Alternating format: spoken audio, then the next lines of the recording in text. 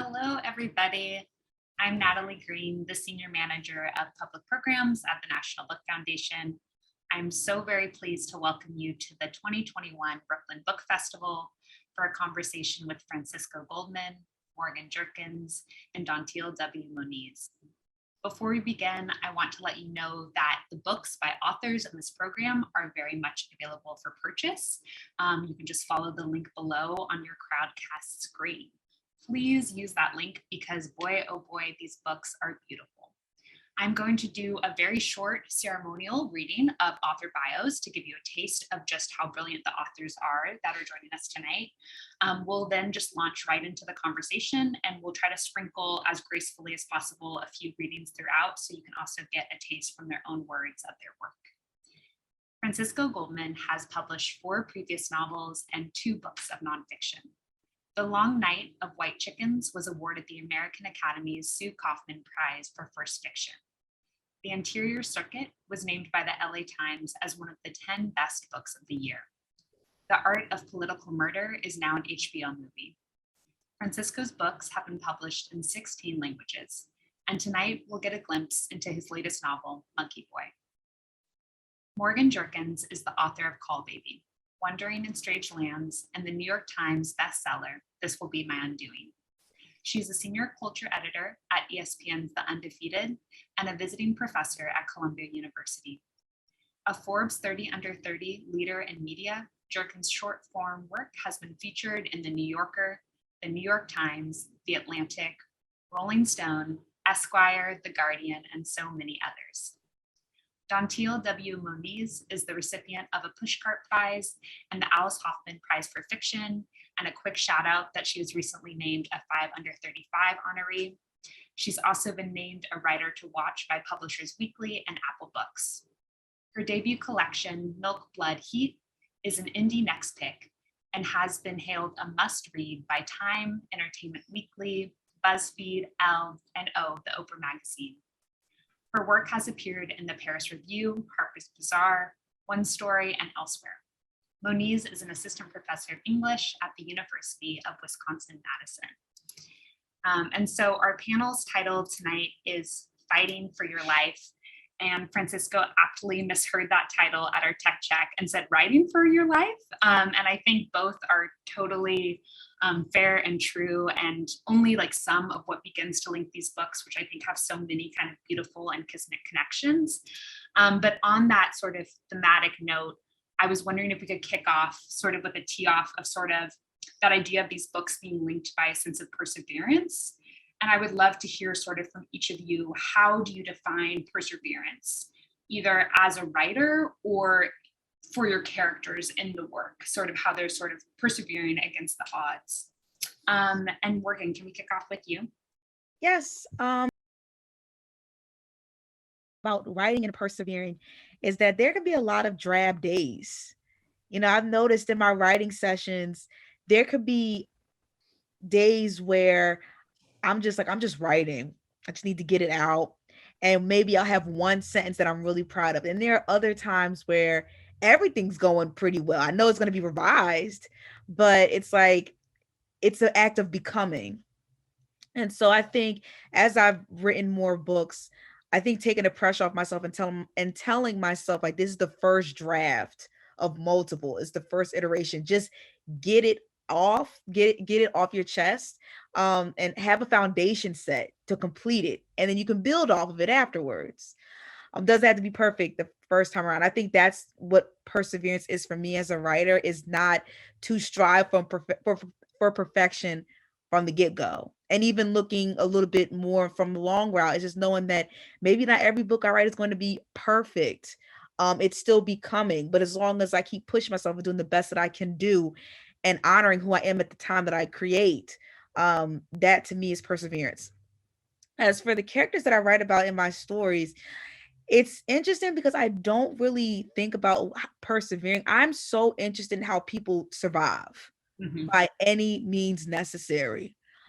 I wrote Caul Baby. I actually revised Caul Baby in June of last year. That was my birthday month. That was the month where the George Floyd protests were happening. That was the month where there was 8 p.m. curfews in New York. That was the month where there were these very disorienting fireworks going on. So there was a lot of upheaval. So I was very interested in how people come together in the midst of chaos and what people are doing to keep on keeping on. So maybe it is perseverance in a sense, but it's just like when I created these characters in my book, I was very interested in wondering how Black women maintain self-autonomy under the weight of capitalism, under the weight of a gentrifying neighborhood. So these things are really important to me. And as long as I create characters where it's like, you know what, I don't even like them myself, or maybe the audience doesn't like them, but if they can understand the reason why they made the decisions that they made, then I feel like I've done my job as a creator. I love that, Morgan. And I think that's such a good point too. It's like perseverance maybe, but like this past year, have we been thinking about persevering or have we been thinking about surviving? And I think that's definitely a thread through all three of your books too, where it's sort of like the character's front of mind is the immediate. They're not necessarily thinking 3 steps ahead. Francisco, what about for you, both as a writer and then within your work? Well, I think that my relationship to the theme of perseverance is kind of central to my work, particularly in the way, the most formative years of my life, in some ways, the years that really made me, shaped me as an adult, were the 10 years I spent right out of college, basically overlapping from right after in Central America, from basically the start of the civil wars there, right after from the end of the Sandinista Revolution up through the Panama invasion. And that was basically where my life was based. I went down there for really personal reasons, but the most central reason was because being from a Central American family and an American family, I knew I had to be there. That the novelist I wanted to be had to bring those two worlds together. I didn't know what that meant. I had no idea what I was going to be involved in. So, I mean, I was, in Guatemala, which is where I was based out of and where I spent most of my time, but genocide was going on. What the UN later ruled a genocide. And that certainly gave you an overarching epic sense of what it means to see people suffer and persevere, right? But what then, as a writer, though, of course, through life and through all the different things that have happened to me in life, looking back before that experience and since, I've been obsessed, especially in the most recent books, with the parallels between intimate perseverance and that social, political, historical tragedy perseverance that I've been a witness to, and the tensions those create within even a person who has maybe been exposed to, obviously has experienced both, right? And so one thing that I wanted to do in Monkey Boy is I felt, whenever it sort of rules my life. Whenever I sit down and I think about what will my next novel about be, I always have this obligation. I feel, you witnessed that war down there. You have to write about it. You owe it to those people. And I've gone back to that a million times, and I'll do it again, and I'll always feel that, right? And at the same time, also the death of my wife, Auda, was a great, incredible tragedy that, again, I felt, you really can't turn away from that. But I thought, well, but that's maybe caused me to ignore so many other things about my life, right? Maybe I haven't, because I have, out of that I've propelled myself, I haven't allowed myself to really think about my intimate life, who I really, who I am in relationship to those things. And so I thought, well, how can I write about that? And I thought, well, Monkey Boy is, of course, about a 5-day trip home, right? And I thought, if I take a 5-day trip home to see my mother in a nursing school and to see some people who helped raise me and think about that, how much will I really be thinking about actually during those 5 days, what I lived through in Central America in the 1980s? How present will that be in my mind? And so that book, that 5-day frame allowed me to think about perseverance in more personal ways. And I was so surprised when I finished the book, because I didn't realize that until the book was done, long after, that everybody in that book, almost every single character in that book, is telling a story of their own perseverance, their own overcoming, their own struggle, and and their different kinds of struggles, and so so I think that kind of experience of life is just central to how I interact with my fiction. I discovered, and obviously with my own life. Thank you, Francisco. And I think you do that so beautifully in Lucky Boy. The vignettes and sort of the intimate character captures that are able to sort of share and hold so much with us, but then still able to sort of zoom out to this broader geopolitical issue is so finely crafted. And it's a gift to your readers to sort of be able to continue sharing those pieces of yourselves, which I'm sure is really hard, really difficult to do. But thank you for doing it. Dantiel, what about you?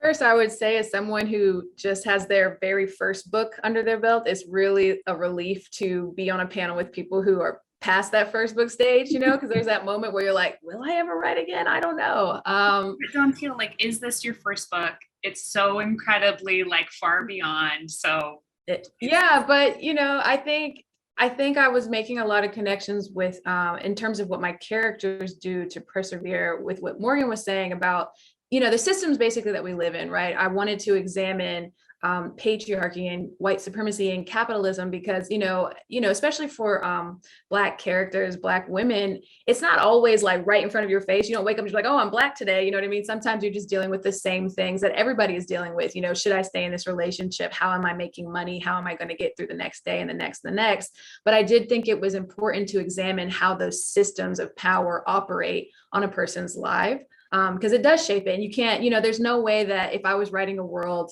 that was any way kind of correlated to the world we live in, that I could ignore those systems. So that was really important for me. And I think my characters are not even just dealing with what are the systems and how do they shape you, but how do they shape you internally, right? I think so much of what my project for this book was to have these characters sit with what's uncomfortable about being human, things that are stigmatized, things that are like, oh, that's bad or that's wrong to feel, but it's also it's normal, but it's just that we don't talk about it in our society, right? You're not allowed to talk about certain things. And so what would happen if we were allowed to do that? I just think that these are characters who are basically trying to figure out what's good, what's bad, and who gets to define those words. Where's the power flowing from? Where's it flowing to? So in my writing, that's that.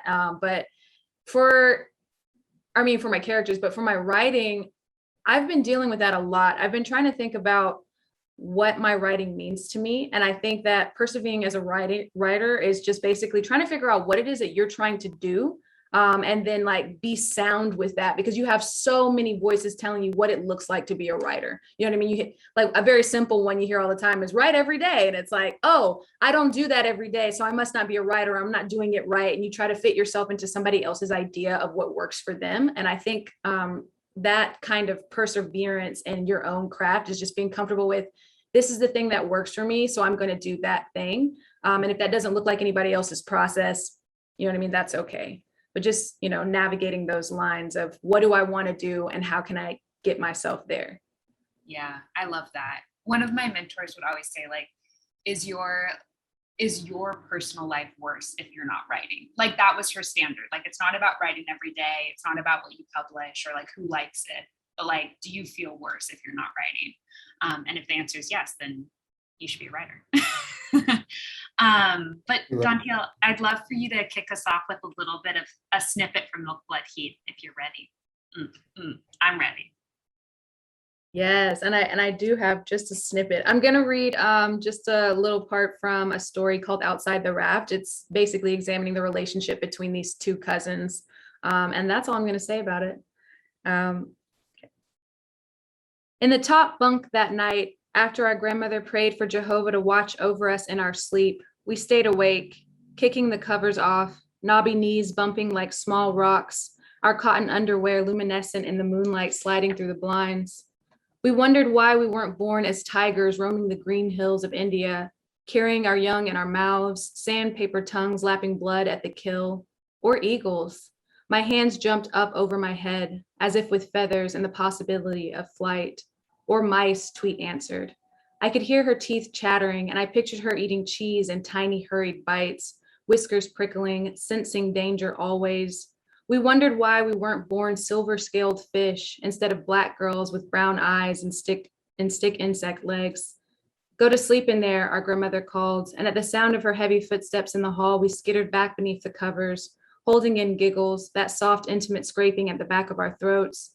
We lay together at opposite ends, long, thin feet next to heads of billowy braids and ponytails, her dark brown arm pressed against my light one. She grasped my hand in the dark, as if to check that I was still there, her nail sinking softly into my palm. "I love you, Shayla," she said. Wow. So beautiful. I love these girls. I love all of your characters, Dantiel, but I think that is such a great connection, because I think that all of your books in very, very different ways sort of have a coming of age story in different ways and at different ages for different characters. And I would love to sort of just hear from each of you about what draws you to that sort of messiness of an adolescence arc, the beauty of it. And also, like, I think there's like a real sense of hope to it in a lot of your work, like sort of against expectations. There's hope in this next generation, whether that's sort of like creating a line in the sand for stopping sort of intergenerational trauma, potentially, like sort of creating new modes of being for like these communities, and to sort of like Francisco, for your central character, sort of like new ways to love. Like I would love to just sort of hear about coming of age stories and how you're returning to these. Morgan, do you want to kick us off again? Yes. I mean, I didn't like being adolescent, of course. So anytime I hear about someone becoming a teenager, I'm just like, my heart goes out to you because it's rough.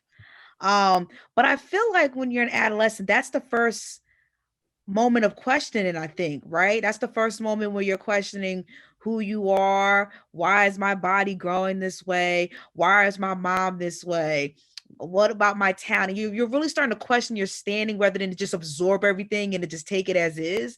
So I think that's where the messiness comes in at. Um, and I think I really appreciated what you said about hope, right? Because I'm thinking about, even my book was published in April, but I'm thinking about just like in the past month, like Hurricane Ida.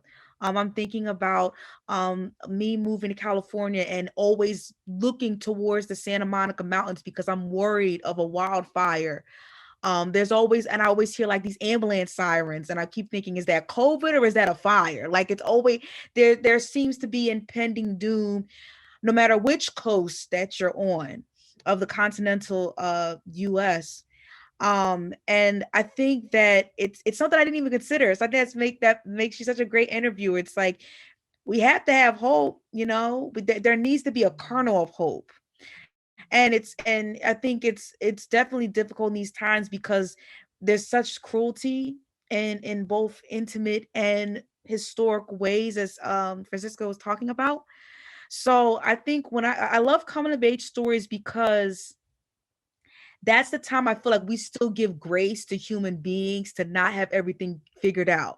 That's when we still give a little bit of grace to human beings when they do something that's wrong, but they're trying to sift through it because there's still a root and there's a drive to why they're doing what they're doing.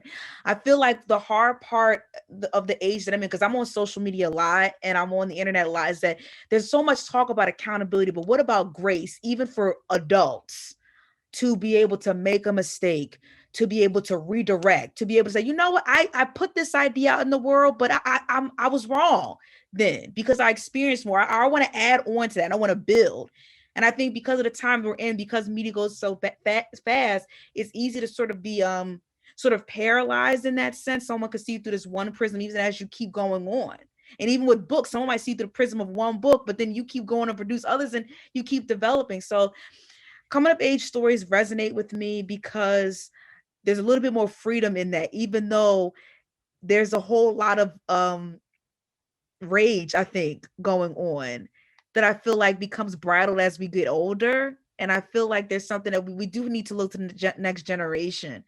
And I hope that, our art sort of, teaches others that even in the midst of really messy interpersonal dynamics, that there's still life out there happening. There are people still creating, questioning. And as long as people keep questioning, that means there's still imagination being spread around. And that's enough to keep going and persevering. I love that. I love the idea of future readers sort of reading these books in decades to come and sort of that different light. And Francisco, I'd love to hear sort of off of that a coming of age story of an older Francisco version character. Like, I think that's such a beautiful thing. Can you talk a little bit about that? Well, I mean, a lot of the book is rooted in his adolescence, you know? Mm-hmm. With And you know, at one point, I had a draft that was 800 pages long, and I think 600 of those pages were about his adolescence.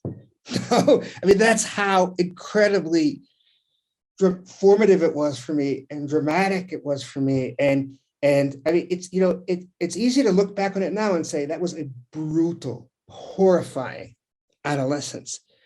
But of course, I didn't experience it that way. I didn't have the outward consciousness, right, to see it that way. It was just something I was trying to get through. And you know, and it's important to realize when you're an adolescent, when you're 15 years old, you're still a child. So everything that's happening to you, you're experiencing with the sense, the exaggerated, expressionist, you know, vivid Van Gogh painting, ultra alive, vivid way a child experiences things. Whether it's your first heartbreak, whether it's the first time you get beat up, whether it's your father beating you up, whether it's racism, everything is so much more intense because you don't understand it, right? And I think that, and you just live it with every part of you. And I think looking back on it, you know, when you look back at what perseverance is, the fact that you really see when you think, where does optimism come from, right? Part of optimism is expressed in humor. The fact that the very worst things that you can laugh at, that laughter is rooted in that spirit you had back then that was determined to get through it, that could somehow step outside it a little bit and even subconsciously in your spirit say, I'm going to get through this. No, and I can make fun of this, and I can see that this is absurd. I can see that this is ridiculous, and I can see I'm going to go out and try again, and I'm going to fail again, and I think that, you know, I look back at who I was as an adolescent, and it was, you know, it could so easily have crushed me, and if I'm who I am now, and if I got through it, and if I'm a writer now who can look back at that and create things that hopefully help people see in the mirror of a page what their own adolescent struggles and how they somehow led them to who they are now, right? Because if it didn't crush you, you got through it, you're probably, you know, okay, right, more or less. And I just love too that, you know, going back and just trying to recapture, just, you know, try to make fresh again what that all was, you know. And honestly, I realized that the story is about, you know, a middle-aged man who, you know, and I wondered, you know, one of the things that motivated the book is I asked myself, you know, why wasn't it until my late 40s that I was finally able to, you know, have a healthy, really rich, mature relationship? What took so long? And clearly that's one of the things I wanted to explore in the book, right? And you don't explore those things in a book the way you would if you were sitting with a psychotherapist, right? You explore it by like deeply engaging those things, right? Through memory, through scenes, through stories, seeing what patterns are there, and letting those things interact, right, and giving you a dynamic, vivid sense of what you came through, right, and so obviously, you know, there's not any one thing that had made love a difficult thing for me, right, but I was very interested in those questions of what makes you finally capable of love. If you're not capable of love until a certain age, real, true, you know, real giving. Love, it's not because you're a bad person, it's because somehow you just haven't learned how to do certain things, and you haven't learned how to be, and if you don't inspire love in others, which is a thing that really, that's a really hard thing to talk about. Why don't people love me? Is it a problem that they're having, or is it that somehow something in me Oh no, is not. Francisco, your audio cut out for me for a second. Did it cut out for anybody else or just me? Okay. Oh, my internet connection's unstable, but we're back now. Okay. So sorry, Francisco. Well, that was another thing I was, trying to really look at, think about deeply through characters and storytelling, and what is it, right? Who do you have to be to merit love from somebody? Mhm. Well, I love that you brought up too the zinger about how you think about it differently when you're writing through a book than you do with your therapist. Because I was thinking whilst reading your book, like my therapist wishes I was this reflective. Like she wishes she was getting this much from me. But that's so great. Dantiel, like I just think about so many characters in your books. And again, this is sort of going back to something Francisco said, like, I wish I had this book when I was a teenager. Can you talk a little bit about your relationship to writing teen characters and to adolescent stories?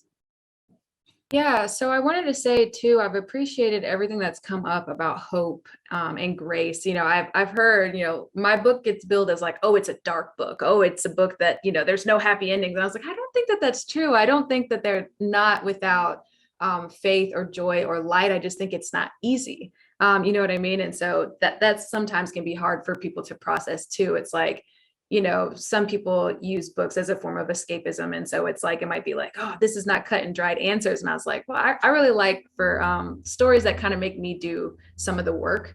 And so I don't mind asking my readers to do that.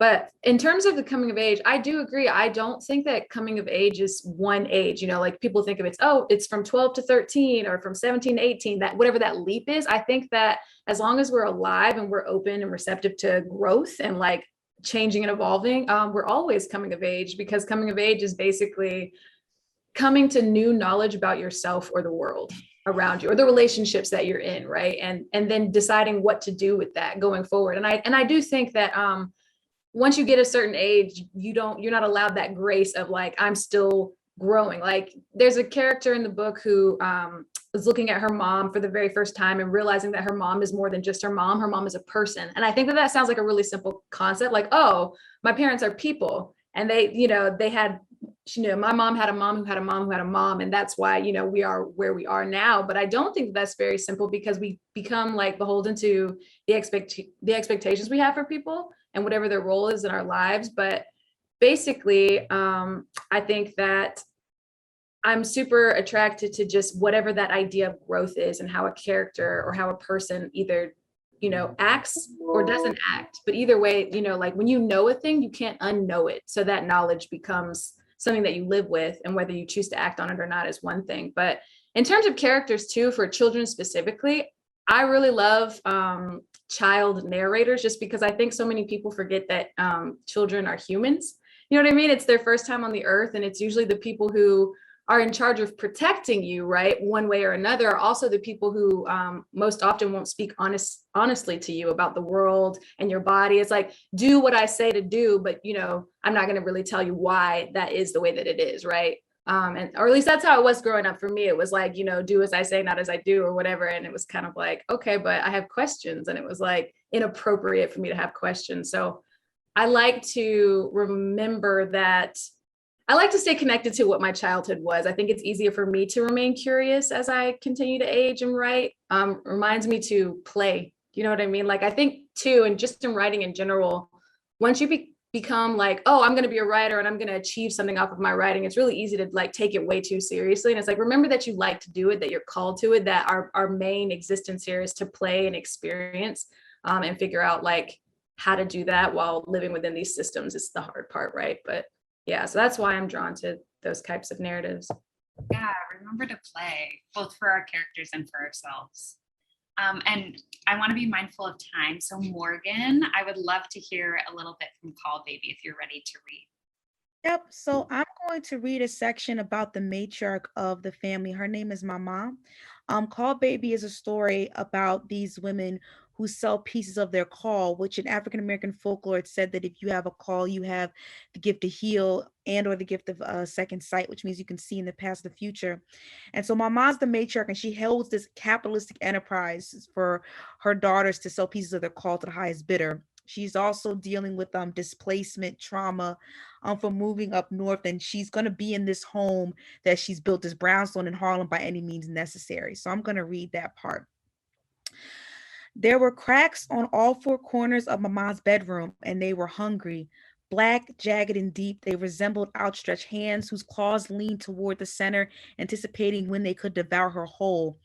They were Mama's greatest nuisance. Over the years, she'd squandered thousands to get them painted over, but there was no polymer in the world that could overpower a vengeful spirit. She knew their brownstone was askew ever since Iris, her daughter, had been born. Cups stained in the cupboard minutes after they had been washed. Subtle sounds like fingernails scraping against windows or sharp winds on the inside persisted. But ever since Iris's premonition about a woman named Layla, who struggled with infertility, the outside presences became more apparent. The holes in the ceiling grew larger, the wallpaper chipped and crusted no matter how many times it was patched over, and the aroma in certain rooms was stale and dead, even if perfumed oil in glass decanters was used to diffuse the smell. She didn't want to believe it. The brownstone had been lived in for decades. Wear and tear was natural, but Mama was getting older. She'd had to move from her master bedroom down to the office on the first floor because her legs were no match for the stairs in her old age. Though the call nevertheless protected her body, it did not protect the mind in the same way. She had always been perceptive, paranoid even, which is why she took Iris's words to heart.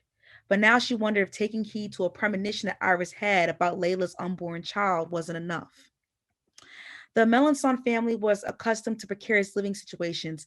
Before migrating, they lived along the Cane River in Natchitoches, Louisiana. Each family owned a home on heirs' property from the river to the back swamp. The ranch in which Mama resided was on land between the river and an artificial levee, the living room itself right along the central waterway, a risk for whenever there were high tides and hurricanes. Cochon de lait characterized many weekends, night-long carrying on and feasting on roast suckling pig before Sunday Mass at St. Augustine. When Caul bearers lived peacefully, they distilled oil from their camphor trees and sold them as medicine and perfume as a side hustle to everyone from the neighbors to the priests. Ever since Hala was born, Mama had been reminiscing about simpler days spent raising chickens and hogs or watching the sun touch the valley's horizon to the sandhills. She felt secure, her family was secure, their legacy intact. For the first years of Hala's life, Mama fantasized about worry. She would sink deep into her mattress and recall the smell of the sycamore or azalea. How, as a child, unlike her relatives, she was endowed with an apprehension about her sense of place while living on a seemingly congenial pocket of space where the land and water met. Morgan, thank you for choosing that passage too, because Harlem, I think, is such a character in Caul Baby. And also sort of this beautiful and complicated story of migration to Harlem and the gentrification that's happening while this family, across the generations, while this family's in Harlem. And I'd love to hear you talk a little bit about how do you write all of the complexities and multitudes of place? Because I think all three of you do this so beautifully. Like, how do we sort of write both the ideal Harlem, the Harlem that we love, the Harlem of Black community, and also the Harlem of gentrification, of sort of othering. And I'd love to hear first from you, Morgan. Yep. So I mean, I moved to Harlem in July of 2015, so it was already gentrified. I moved to Harlem with the ideal Harlem that you were speaking about because I've known about the Harlem Renaissance since I was a child. So I moved there for that cultural legacy, but it was already in the midst of such change. There was already a Starbucks on 125th. The Whole Foods was being built right across the street. So I already knew about that. And I already knew about my place there. I was not a native. I was paying a significant amount of rent to have a room in a 3-bedroom apartment on the top floor of a brownstone on a historic row in central Harlem. And I had a feeling that I was part of the problem in a sense. Granted, I'm not white, obviously, so I don't have the structural wealth behind me, but I did have a feeling that as someone who was an Ivy League graduate, from someone that had a little bit of more money to spend, that what about the people that lived in this brownstone before me? And it was interesting because pretty much every single apartment that I'd lived in Harlem, there was always a story about how, oh, this building, if you would have been here at a certain time period, and the people's voice was trailed off. And I would also notice that I remember I lived on 116th in Lenox, which is another main thoroughfare of Harlem. There was an argument that happened really late at night, that was really loud and boisterous. And literally the next day, my vestibule had another security system. I could see the police like colors of the siren, like their cop colors, reflected on my wall. And all of the revelry of the people hanging out outside, it was considered like little synagogue because of the amount of Senegalese people there. They didn't hang out as much. So I think when I'm writing about Harlem, I knew that Harlem had to be as much of a character as other people. And I used to be terrible at place because I'm from South Jersey and I didn't really care for South Jersey as much. So I tried to be as very hollow as possible, but I knew I couldn't do that here because I owed so much to Harlem. I'm always inspired. I was always inspired when I walked out the door. Just getting used to the textures and the sounds and the cadences of people's words.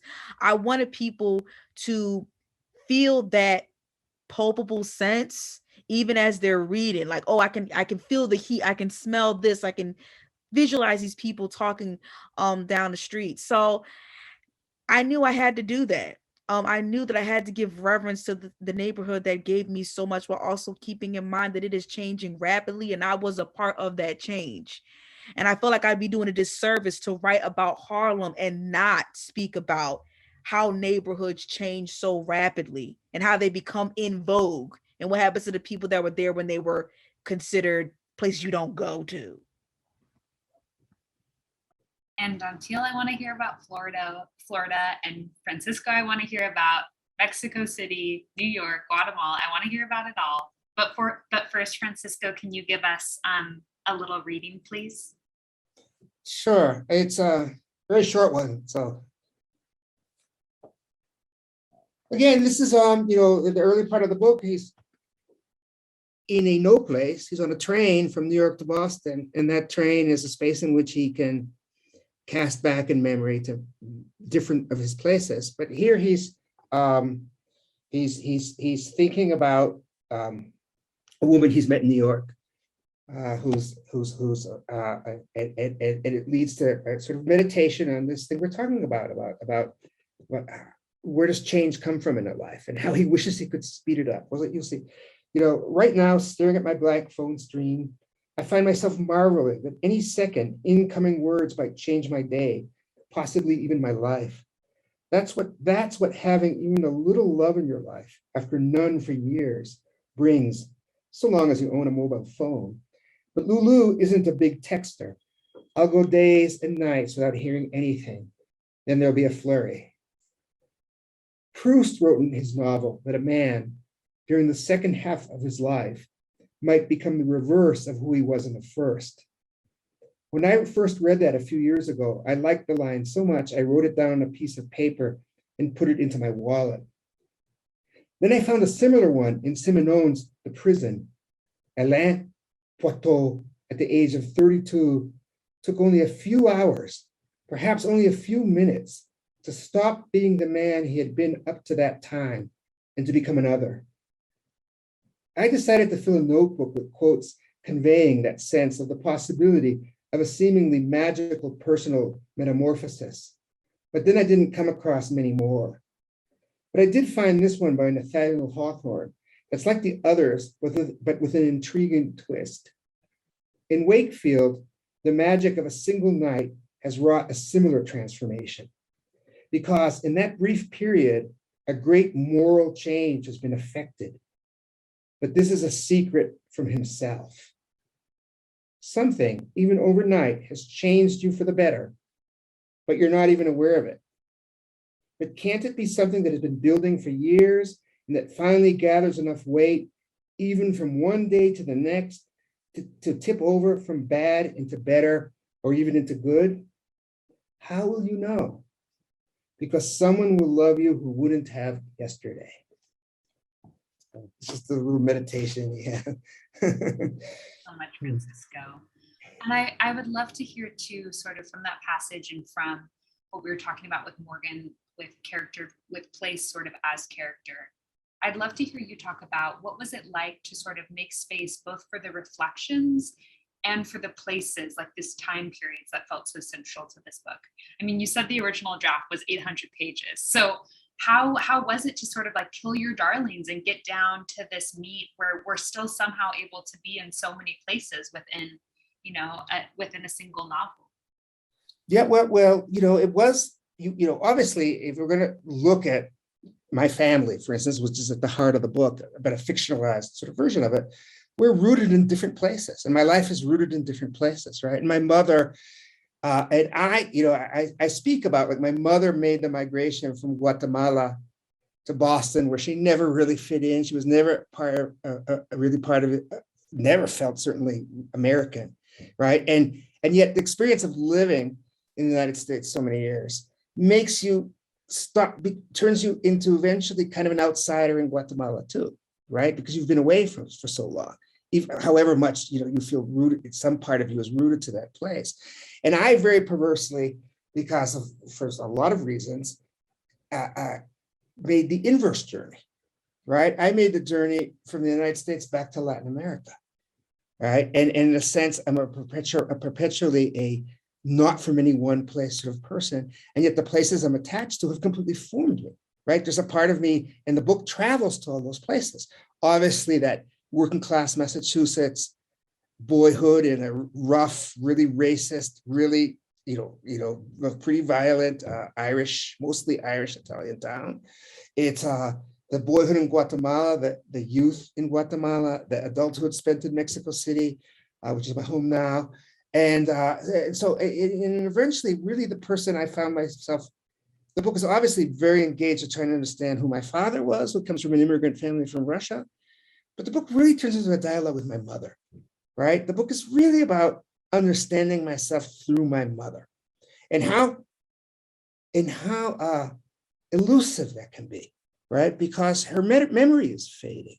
And if I'm trying to find out who we are from my mother, and she's before my eyes forgetting a lot of those things, right? It's sort of like terrifying, right? And it gives you a sense of having to battle for identity almost, right? And recover what you can and make of what you can from it. And so the book is very much planted, not just in my own Guatemala and the Guatemala of the 80s, but really a journey back to what can be remembered and what is still so vivid about her Guatemala. The Guatemala that formed her, and she formed me, because nobody influenced me more than my mother did. No, and so in that sense, the sense of place is extraordinarily important, as is he's in a temporary exile to New York City, right? He's had to flee Mexico City because of threats he's gotten on account of journalism work he's done in Guatemala that reached to there. And he's very much an outsider in Guatemala too. And the love affair that he's fallen into, much like is very much with another outsider, right? A young Mexican immigrant woman, documented, right? And so the book is about place, and a lot of it is.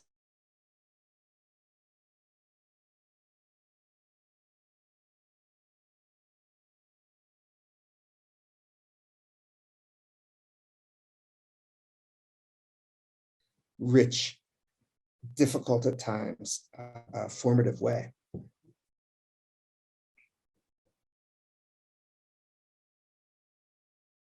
Did I just lose you? Oh.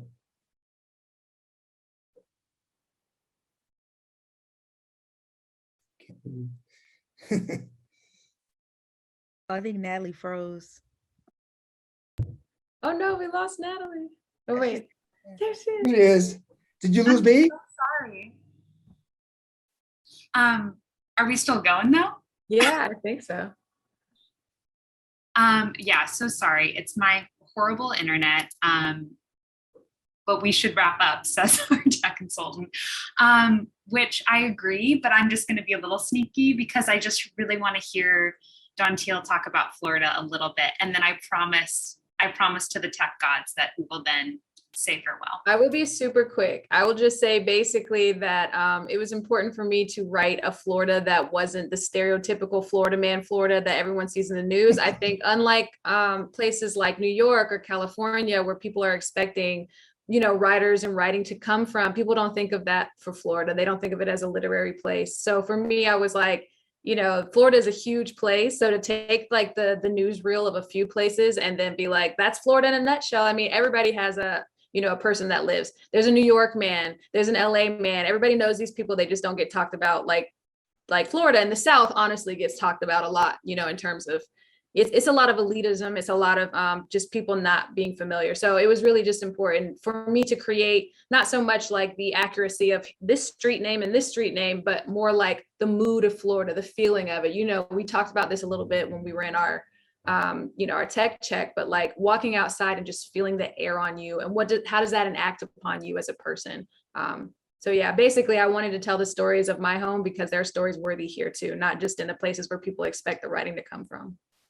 I love that. And maybe like the next collection will be Madison. But I'm just so grateful to Morgan and Dantiel and Francisco for bearing with my internet connection difficulties and also just for their beautiful work and books. And I hope that you all please buy them. Again, this link is sort of below me and we're all clicking it right now. And also so many thanks to Brooklyn Book Festival. They're in their 16th year of free programming, both in person and allowing us to sort of all join from LA, Wisconsin, Mexico City, New York tonight, and I'll be here together with you. So if you're able to donate for their Sweet 16, please do so. And just thank you all so much for your work. Thank you for joining us.